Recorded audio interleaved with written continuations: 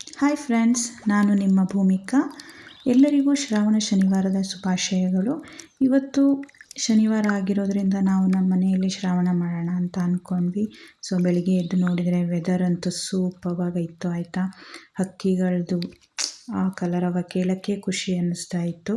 ಅದರ ಜೊತೆಗೂ ಮಳೆ ಹನಿ ಸೌಂಡು, ತುಂತುರು ಮಳೆ ಬರ್ತಾ ಇತ್ತು. ವೆದರ್ ತುಂಬಾ ಚೆನ್ನಾಗಿತ್ತು. ಬೆಳಿಗ್ಗೆ ಮನಸ್ಸಿಗಂತೂ ತುಂಬ ಖುಷಿ ಕೊಡೋ ಥರ ಇತ್ತು. ಸೊ ಈ ಶ್ರಾವಣದ ತಯಾರಿಗೋಸ್ಕರ ಮೊದಲು ನಾನು ಒಲೆಗೆ ಬೆಂಕಿ ಹಚ್ಚಿ ಒಂದು ತಪ್ಪಲೆ ನೀರನ್ನು ಕಾಯಕ್ಕಿಟ್ಕೊಂಡೆ. ಅದಾದಮೇಲೆ ಮನೆಯೆಲ್ಲ ಗುಡಿಸಿ ನೀಟಾಗಿ ಒರೆಸ್ಕೊಂಡು ಕ್ಲೀನ್ ಮಾಡಿಕೊಂಡು ಬಾಗಿಲಿಗೆ ಚಿಕ್ಕದಾಗಿ ರಂಗೋಲಿ ಹಾಕ್ಕೊಂಡು ಅದಕ್ಕೆ ಬಾಗಿಲಿಗೆ 2 ಹೂವನ್ನು ಮುಡಿಸ್ಕೊಂಡು ಹೊರಗಿನ ಕೆಲಸನ ಫಸ್ಟು ಮುಗಿಸ್ಕೊಂಡೆ. ನಾನು ಇಷ್ಟು ಕೆಲಸ ಮಾಡಿ ಮುಗಿಸ್ಕೊಳ್ಳೋ ಅಷ್ಟೊತ್ತಿಗೆ ಇವಾಗ ಶ್ರಾವಣ ಆಗಿರೋದ್ರಿಂದ ಪ್ರತಿ ಶ್ರಾವಣದಲ್ಲೇ ನಾವು ವರ್ಷಕ್ಕೊಂದು ಸಲ ತುಳಸಿ ಗಿಡನ ಚೇಂಜ್ ಮಾಡ್ತೀವಿ. ತುಳಸಿ ಗಿಡ ಬಾಡಿ ಹೋಗಿದ್ರೆ ನಮ್ಮದು ಸ್ವಲ್ಪ ಡಲ್ಲಾಗಿತ್ತು ತುಳಸಿ ಗಿಡ, ಹಾಗಾಗಿದೆ ಅಂದರೆ ಶ್ರಾವಣಕ್ಕೆ ಚೇಂಜ್ ಮಾಡ್ತಾಯಿದ್ದೀವಿ. ಇಲ್ಲ ಅಂದರೆ ಕೆಲವರು ಕಾರ್ತಿಕಕ್ಕೂ ಚೇಂಜ್ ಮಾಡ್ತೀವಿ ಗಿಡ ಚೆನ್ನಾಗಿತ್ತು ಅಂತ ಅಂದರೆ. ಸೊ ಇಲ್ಲಿ ಅದರದ್ದು ಮಣ್ಣೆಲ್ಲ ಸ್ವಲ್ಪ ತೆಕ್ಕೊಂಡು ಬೇರು ತುಂಬ ಗಟ್ಟಿಯಾಗಿಬಿಟ್ಟಿತ್ತು. 1 ವರ್ಷ ಆಗಿದ್ದರಿಂದ ಕೀಳೋಕ್ಕೆ ತುಂಬಾ ಕಷ್ಟ ಆಯಿತು. ಈ ಗಿಡನ ಕಿತ್ಬಿಟ್ಟು ಒಂದು ಸೈಡಿಗೆ ಇಟ್ಕೊಂಡ್ವಿ. ಅದಾದಮೇಲೆ ಅದರಲ್ಲಿದ್ದಿದ್ದು ಹಳೆ ಮಣ್ಣೆಲ್ಲ ಖಾಲಿ ಮಾಡಿಬಿಟ್ಟು ಹೊಸ ಮಣ್ಣು ಗೊಬ್ಬರ ಸೇರಿಸಿ ತಂದು ತುಳಸಿ ಕಟ್ಟೆಗೆ ಈ ಥರ ತುಂಬಿಸ್ಕೊಂಡ್ವಿ. ಅದಾದಮೇಲೆ ಮನೆ ಹತ್ರನೇ ಇದ್ದಂತಹ ಮನೆ ಹತ್ರನೇ ಸುಮಾರು ತುಳಸಿ ಗಿಡ ಹುಟ್ಟಿತ್ತು. ಅದರಲ್ಲಿ ಒಂದು ಗಿಡ ನೋಡಿಬಿಟ್ಟು ಚೆನ್ನಾಗಿದ್ದಿದ್ದಂಥ ಒಂದು ಗಿಡ ತಂದು ಸ್ವಲ್ಪ ಮಣ್ಣನ್ನು ಈ ಥರ ಮಧ್ಯದಲ್ಲಿ ಗ್ಯಾಪ್ ಮಾಡಿಕೊಂಡು ಚೆನ್ನಾಗಿ ನಟ್ಕೊಂಡ್ವಿ. ಹೊಸ ಮಣ್ಣು ಹಾಕೋದ್ರಿಂದ ಗಿಡಕ್ಕೆ ಚೆನ್ನಾಗಿ ಅಗ್ರಿ ಸಿಗೋದ್ರಿಂದ ತುಳಸಿ ಗಿಡ ನಿಮಗೆ ತುಂಬ ಚೆನ್ನಾಗಿ ಬರುತ್ತೆ. ವರ್ಷಕ್ಕೊಂದು ಸಲ ಗಿಡ ಚೇಂಜ್ ಮಾಡ್ತಾ ಇರೋದು ಬೆಸ್ಟು. ಅದು ಶ್ರಾವಣ ಇಲ್ಲ ಕಾರ್ತಿಕ ಆದರೆ ಬೆಸ್ಟ್ ಇರುತ್ತೆ. ಈ ಥರ ಗಿಡನ ಚೇಂಜ್ ಮಾಡಿಕೊಂಡು ಚೆನ್ನಾಗಿ ಅದನ್ನು ನೆಟ್ಟಿದ್ದಾದಮೇಲೆ ಮತ್ತೆ ಅದರ ಮೇಲೆ ಸ್ವಲ್ಪ ಮಣ್ಣೆಲ್ಲ ಹಾಕ್ಕೊಳ್ಳಿ. ಈ ಥರ ಹಾಕ್ಕೊಳ್ಳೋದ್ರಿಂದ ನಿಮಗೆ ತುಳಸಿ ಗಿಡ ತುಂಬ ಚೆನ್ನಾಗಿ ಬರುತ್ತೆ. ಇದನ್ನು ಆದಮೇಲೆ ಮಾಮೂಲಿ ನಾನು ನನ್ನ ಕೆಲಸಕ್ಕೆ ಹೋದೆ. ಬೆಳಗಿನ ತಿಂಡಿ ಆಗಬೇಕಾಗಿತ್ತು. ಶ್ರಾವಣ ಆಗಿರೋದ್ರಿಂದ ಬೆಳಗಿನ ತಿಂಡಿ ಸ್ವಲ್ಪ ಉಪ್ಪಿಟ್ಟು ಮಾಡಿಕೊಂಡೆ. ತರಕಾರಿ ಹಾಕಲಿಲ್ಲ ಅಂದರೆ ಯಾರಿಗೂ ಉಪ್ಪಿಟ್ಟು ಸೇರೋದೇ ಇಲ್ಲ. ಉಪ್ಪಿಟ್ಟು ಮಾಡಿಕೊಂಡು ಎಲ್ಲ ಲಂಚ್ ಬಾಕ್ಸ್ ಎಲ್ಲ ರೆಡಿ ಮಾಡಿ ನನ್ನ ಮಗನಂತೂ ಸ್ಕೂಲಿಗೆ ಕಳಿಸಿದಾಯಿತು. ಅದಾದಮೇಲೆ ನಾನು ಸ್ವಲ್ಪ ತಿಂಡಿ ತಿಂದ್ಕೊಂಡು ನಂತರ ತುಳಸಿ ಕಟ್ಟೆಗೆ ತೋರಣ, ಮುಂದುಗಡೆ ಬಾಗಿಲಿಗೆ ತೋರಣ ಕಟ್ಕೊಂಡು ಮತ್ತು ಗುರುಗಳು ಬಂದರೆ ಅವ್ರ ಪೂಜೆಗೆ ಬೇಕಾಗಿರುವಂಥ ಸಾಮಗ್ರಿಗಳನ್ನೆಲ್ಲ ಸ್ವಲ್ಪ ರೆಡಿ ಮಾಡಿಟ್ಕೊಂಡು ಎಲ್ಲನೂ. ಅದಾದಮೇಲೆ ದೇವ್ರ ಕೋಣೆಗೆ ತೋರಣ ಕಟ್ಕೊಂಡು ಪೂಜಾ ಸಾಮಗ್ರಿಗಳು ಏನೇನು ಬೇಕಿತ್ತು ಎಲ್ಲ ವಾಶ್ ಮಾಡಿ ಗಣಪತಿಯಿಂದ ಎಲ್ಲ ವಾಶ್ ಮಾಡಿ ರೆಡಿ ಇಟ್ಕೊಂಡು ಅಷ್ಟರಲ್ಲಿ ಐನೋರು ಬಂದರು. ಮನೆಗೆ ಬಂದು ಪೂಜೆನ ಸ್ಟಾರ್ಟ್ ಮಾಡಿಕೊಂಡು ನಾವು ಇಲ್ಲಿ ಶ್ರಾವಣದಲ್ಲಿ ಪುಣ್ಯ ಮಾಡಿಸ್ತೀವಿ ಮನೆಗೆ. ಏನೇ ವರ್ಷ ಇಡೀ ಸೂತಕ ಒಂದು ಕೂಡು ಕುಟುಂಬ ಅಂತಂದಾಗ ಸೂತಕಗಳು ಹುಟ್ಟು ಸಾವು ಸೂತಕ ಸಿಕ್ಕಿರುತ್ತೆ.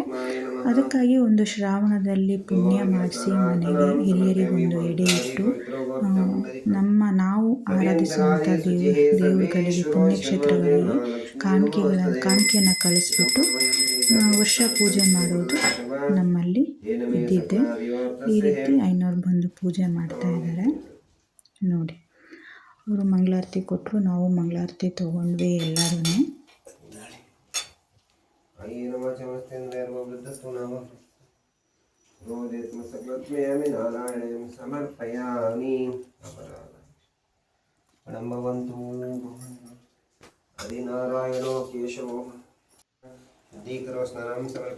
ಆ ಪುಣ್ಯದ ನೀರು ಏನಿರುತ್ತೆ ಚೊಂಬಲ್ಲಿ ಇಟ್ಟಿರ್ತಾರಲ್ವ, ಆ ಪುಣ್ಯದ ನೀರನ್ನು ನಾವು ತುಳಸಿ ಕಟ್ಟೆ ಮತ್ತು ಮನೆಗೆ ಎಲ್ಲ ನೀರನ್ನು ಪ್ರೋಕ್ಷಣೆ ಮಾಡ್ಕೊತೀವಿ.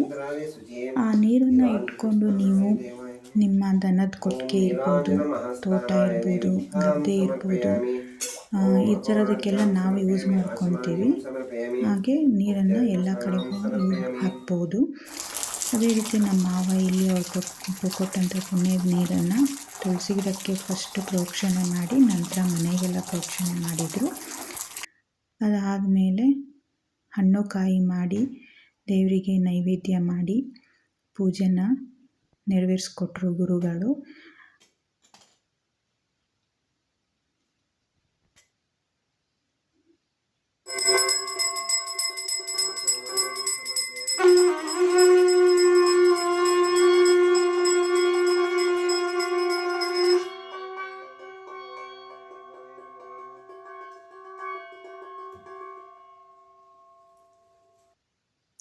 ದೇವ್ರ ಕೋಣೆಯಲ್ಲಿ ಇದಿಷ್ಟೆಲ್ಲ ಆದಮೇಲೆ ತುಳಸಿ ಕಟ್ಟೆಯಲ್ಲಿ ಪೂಜೆ ಮಾಡೋಕ್ಕೆ ಹೋದ್ವಿ. ನೋಡಿದರೆ ಮಳೆರಾಯ ಆವಾಗಲೇ ಸ್ಟಾರ್ಟ್ ಆಗಬೇಕಾ, ಪಾಪ ಗುರುಗಳಿಗೆ ಪೂಜೆ ಮಾಡೋಕ್ಕೆ ಬಿಡಲಿಲ್ಲ. ಅವರು ಪಾಪ ಛತ್ರಿ ಹಚ್ಕೊಂಡೇ ಪೂಜೆ ಮಾಡಿದರು. ತುಳಸಿ ಕಟ್ಟೆಗೆ ಎಲ್ಲ ಪೂಜೆ ಮಾಡಿ ಅಲ್ಲೂ ಮಂಗಳಾರತಿ ಮಾಡಿ ದೇವರಿಗೆ ತುಳಸಿ ಕಟ್ಟೆ ಸುತ್ತ ಬಂದು ಇಲ್ಲೂ ಕೂಡ ದೇವರಿಗೇನು ಪಂಚಾಮೃತ ನೈವೇದ್ಯ ಅರ್ಪಿಸಿ ಅದಾದಮೇಲೆ ಒಂದು ಮಂಗಳಾರತಿ ಮಾಡಿ ತುಳಸಿ ಕಟ್ಟೆಗೆ ಪ್ರದಕ್ಷಿಣೆ ಹಾಕುವಂಥದ್ದು. ನಮ್ಮ ತಿರುಪತಿ ವೆಂಕಟೇಶ್ವರನ ನೆನಪು ಮಾಡಿಕೊಂಡು ಇಲ್ಲಿ ಪ್ರದಕ್ಷಿಣೆ ಹಾಕುವಂಥದ್ದು. ಹಾಕಿ ನಾವು ನೆಕ್ಸ್ಟು ಒಳಗಡೆ ಬಂದು ದೇವ್ರ ಕೋಣೆಯಲ್ಲಿ 4 ಪುಣ್ಯಕ್ಷೇತ್ರಗಳಿಗೆ ಅಂದರೆ ಧರ್ಮಸ್ಥಳ, ತಿರುಪತಿ, ಹೊರನಾಡು, ಸುಬ್ರಹ್ಮಣ್ಯ ಈ ಕ್ಷೇತ್ರಗಳಿಗೆ ಕಾಣಿಕೆನ ತೆಗೆದಿಡ್ತೀವಿ. ಶ್ರಾವಣದಲ್ಲಿ ಕಾಣಿಕೆನ ತೆಗೆದಿಟ್ಟು ಪುಣ್ಯಕ್ಷೇತ್ರಗಳಿಗೆ ಕಳಿಸೋ ಅಂಥದ್ದು. ಕಳಿಸಿದರೆ ನಮಗೆ ಅಲ್ಲಿಂದ ಪ್ರಸಾದ ಪೋಸ್ಟಲ್ಲಿ ಕಳಿಸ್ತಾರೆ. ನಾವು ಪೋಸ್ಟಲ್ಲೇ ಕಾಣಿಕೆನ ಕಳಿಸ್ಕೊಡ್ತೀವಿ. ಇಲ್ಲಾಂದರೆ ಹೋಗುವಾಗನೂ ಬೇಕಾದರೆ ತೊಗೊಂಡೋಗಿ ಕಾಣಿಕೆನ ಅರ್ಪಿಸ್ಬೋದು. ಇಲ್ಲಾಂದರೆ ಪೋಸ್ಟ್ ಆಫೀಸ್ಗೆ ಹೋಗಿ ಕಳಿಸಿದರೆ ಅವರು ಕೂಡ ಪ್ರಸಾದನ ನಮಗೆ ಕಳಿಸ್ಕೊಡ್ತಾರೆ ಮನೆಗೆ. ಈ ರೀತಿಯಾಗಿ ಕಾಣಿಕೆ ತೆಗೆದಿಟ್ಕೊತೀವಿ. ತೆಗೆದಿಟ್ಕೊಂಡಿದ್ದಾದಮೇಲೆ ಒಂದು ಮಂಗಳಾರತಿ ಮಾಡಿ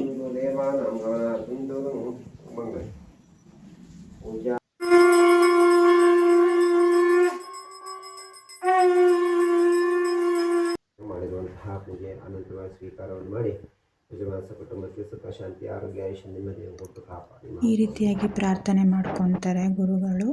ಅಕ್ಷತೆ ಕೈಯಲ್ಲಿಟ್ಕೊಂಡು ನಮ್ಮ ಮನಸ್ಸಲ್ಲಿರುವಂಥ ಪ್ರಾರ್ಥನೆನ ಮಾಡ್ಕೊಬೇಕು. ಮಾಡ್ಕೊಂಡಿದ್ದಾದಮೇಲೆ ತೀರ್ಥ ಪ್ರಸಾದ ಕೊಡ್ತಾರೆ. ಕೊಟ್ಟಿದ್ದಾದಮೇಲೆ ಇಲ್ಲಿಗೆ ಪೂಜೆ ಸಂಪೂರ್ಣ ಆದಂತೆ. ನಂತರ ಗುರುಗಳಿಗೆ ನಮ್ಮ ಕೈಲಾದಷ್ಟು ದಕ್ಷಿಣೆ, ಅವರು ಇಷ್ಟೇ ಕೊಡಿ ಅಷ್ಟೇ ಕೊಡಿ ಅನ್ನಲ್ಲ, ನಮ್ಮ ಕೈಲಾದಷ್ಟು ದಕ್ಷಿಣೆ ಕೊಟ್ಟು ಕಳಿಸ್ತೀವಿ. ಇದಾದಮೇಲೆ ಇರೋದು ನಮ್ಮದು ಅಡಿಗೆ ಕೆಲಸಪ್ಪ. ಇವತ್ತಿನ ಮೆನು ಅಲ್ಲಿ ನಾನು ಪಲಾವು, ಕಡಲೆ ಪಲ್ಯ, ನುಗ್ಗೆಕಾಯಿ ಸಾಂಬಾರು ಮತ್ತು ಹೆಸರುಬೇಳೆ ಪಾಯಸ, ಮೊಸರು ಗೊಜ್ಜು ಮತ್ತು ಹಪ್ಪಳ ಇದಿಷ್ಟನ್ನು ಇಟ್ಕೊಂಡಿದ್ದೆ. ಜೊತೆಗೆ ರೈಸ್ ಕೂಡ. ಇದಿಷ್ಟು ಮೆನು ಆಗಿತ್ತು. ಇದಿಷ್ಟೆಲ್ಲ ಅಡುಗೆನ ರೆಡಿ ಮಾಡಿಕೊಂಡು ಹಿರಿಯರಿಗೊಂದು ಎಡೆ ಇಟ್ಟು ಅವರಿಗೂ ಮಂಗಳಾರತಿ ಮಾಡಿ ಅವ್ರ ಹೆಸರಲ್ಲಿ ಎಡೆ ಇಟ್ಟಿರೋದ್ರಿಂದ ಒಂದು ಎಡೆ ತೆಗೆದು ಹೊರ ಎಡೆ ಅಂತ ಇಡ್ತೀವಿ ನಾವು ಹೊರಗಡೆಗೆ ಕಾಗೆಗಳಿಗೆ. ಅದಾದಮೇಲೆ ನಮ್ಮ ಊಟ ಇಷ್ಟಿತ್ತು. ನಮ್ಮದು ಊಟ ಆಗಬೇಕಾದ್ರೆ 3 ಗಂಟೆ. ನಮ್ಮ ಕಡೆ ಶ್ರಾವಣ ಶನಿವಾರ ಹೀಗೆ ಮಾಡ್ತೀವಿ. ನಿಮ್ಮ ಒಂದೊಂದು ಊರಿಗೆ ಒಂದೊಂದು ಥರ ಇರುತ್ತೆ. ನೀವೆಲ್ಲ ಹೇಗೆ ಆಚರಿಸ್ತೀರಾ ಹೇಳಿ. ಈ ವಿಡಿಯೋ ಇಷ್ಟ ಆಗಿದರೆ ಫಾಲೋ ಮಾಡಿ, ಶೇರ್ ಮಾಡಿ, ಲೈಕ್ ಮಾಡಿ. Thank you.